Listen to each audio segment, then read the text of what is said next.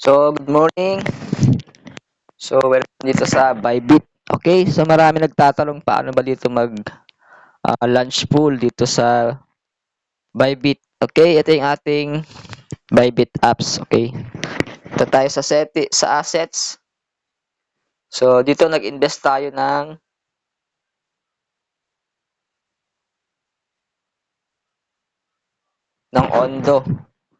Ondo stake. Okay, ayan. So, 4 days tayo nag-stake. Ayan. So, kumita tayo ng $19 lunch pool natin. So, ito yung ating lunch pool sa USDY saka MUSD pool. Okay? So, mapapansin mo yung kanyang APR sa USDY pool, 205% per year yan. Ang profits dun sa MUSD pool, 144%. So, mag-stake ka lang dyan, kikita ka ng Ondo. Ondo yung kanyang yield. Okay, sa lunch pool. Okay? Ito tayo dito sa Bybit Earn. So, andito yung mga stake o savings. Ayan. So, sa galing taas, andyan yung mga menu, yung Bybit, Dual Asset, Liquidity Mining, Net 2.0, Wealth Management, Double Win, Discount Buy.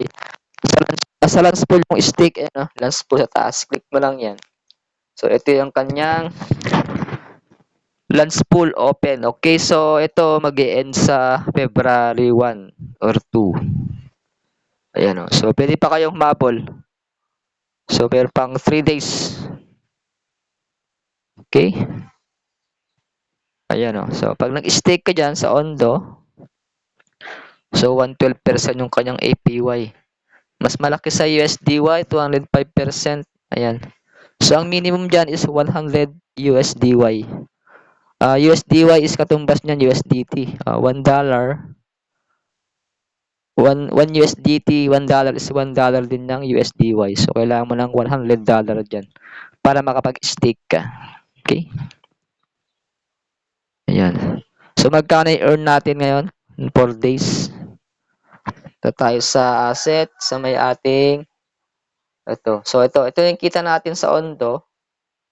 In 4 days, kumita tayo ng 83.62 Ondo o sa peso is 1,083 pesos and 91 centavos. O, yeah. Okay, di ba? 4 days lang, oh.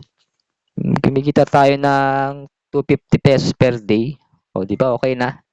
So, wala kang gagawin dito. Nag-stake ka lang. Okay? Yung stake mo, yung principal, babalik to sa wallet kung gusto mong i-redeem. Okay? So, may 3 days pa. So, kung gusto mong i-redeem, punta ka dito sa invested products.